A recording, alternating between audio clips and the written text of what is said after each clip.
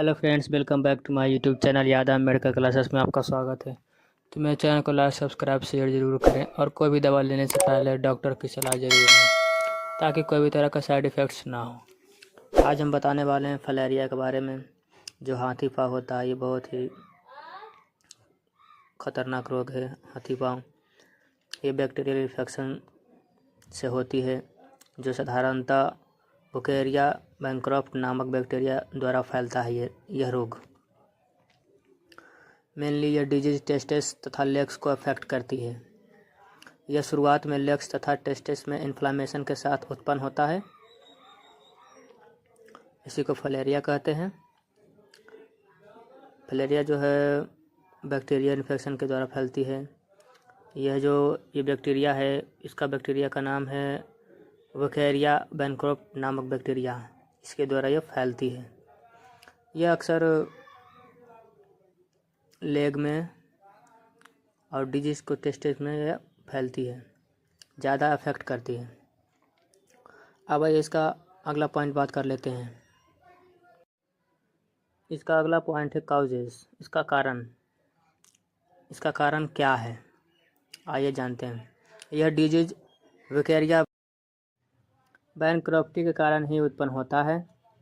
इसके अलावा इंजरी तथा एनवायरमेंटल फैक्टर जैसे तटीय प्रांतों में रहना तथा मौसम परिवर्तन भी इसके मुख्य कारण हो सकते हैं।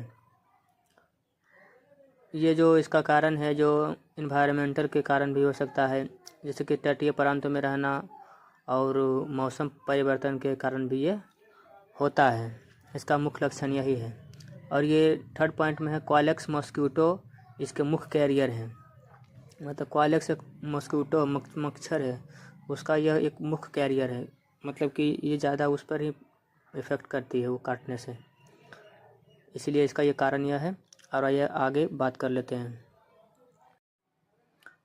अब इसका साइन एंड सिम्टम्स के बारे में जान लेते हैं। इसका साइन एंड सिम्टम्स क्या है, लक्षण क्या है, कैसे होता है। सबसे पहले पेशेंट को सीवियरिंग के साथ फीवर आना। जब ये हाथी पाँव फलेरिया होता है तो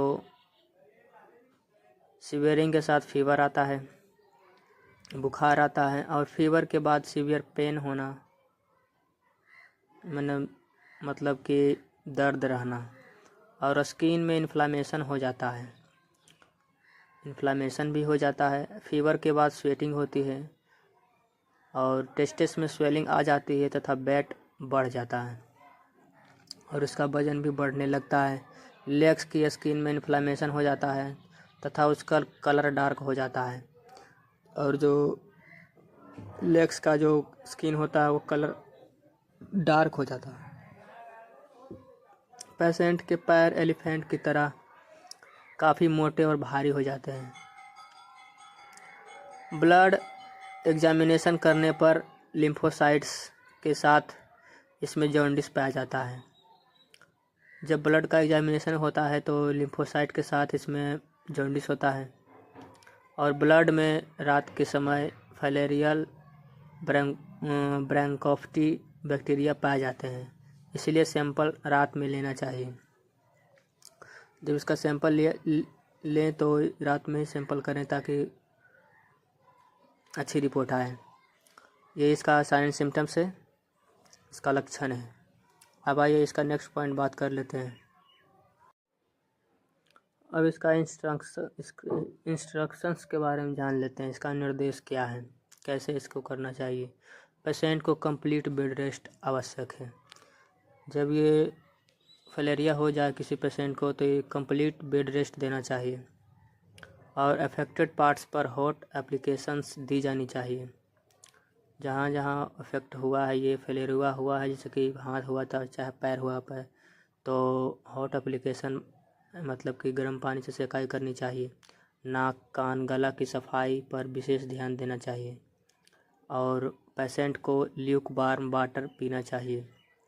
मतलब हल्का गर्म पानी पीना चाहिए, सुसुम पानी सहने लायक वो पानी पीना चाहिए, पेशेंट को देना चाहिए। इसका यही निर्देश हुआ। अब इसका ट्रीटमेंट के बारे में जान लेते हैं।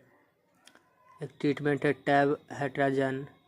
इसका कंपोजिशन है कार्बामेजाइन सिट्रेट 100 mg का एक गोली आती है, जो एक गोली सुबह दोपहर शाम 20 दिनों तक दें और इसके बाद एक गोली सुबह शाम अगले 20 दिनों तक तथा इसके बाद एक गोली रोज़ाना अगले 20 दिनों तक देनी चाहिए। ये बहुत ही पावरफुल दवा है, तो जिसे इसे कहा गया उसे इसे देना चाहिए। 20 दिनों के लिए एक गोली पर होनी चाहिए। और एक कैप्सूल आता है टेट्रासाइक्लिन 500 mg का आता है, वो एक गोली दिन में एक बार 20 दिनों के लिए देनी चाहिए। और एक कैप्सूल आता है सुप्राडीन मल्टीविटामिन का रहता है, इसका टैबलेट और मिनरल्स का रहता है एंट्रेसमेंट्स, रोज़ाना एक गोली मल्टीविटामिन की रोज़ एक गोली दी जानी चाहिए। और इसका अगला ट्रीटमेंट है कंप्लीट बेड रेस्ट करवाएं। दर्द अथवा बुखार कम करने के लिए अगर पेशेंट को दर्द और बुखार रहता ही है और रहे तो ये डायनापार एक टेबलेट आता है, डाइक्लोफेनेक एंड पैरासीटामोल इसका कंपोजिशन है, तो एक गोली सुबह शाम देनी चाहिए। और एंटीबायोटिक के तौर पर एक टेबलेट आता है सेप्ट्रा करके DS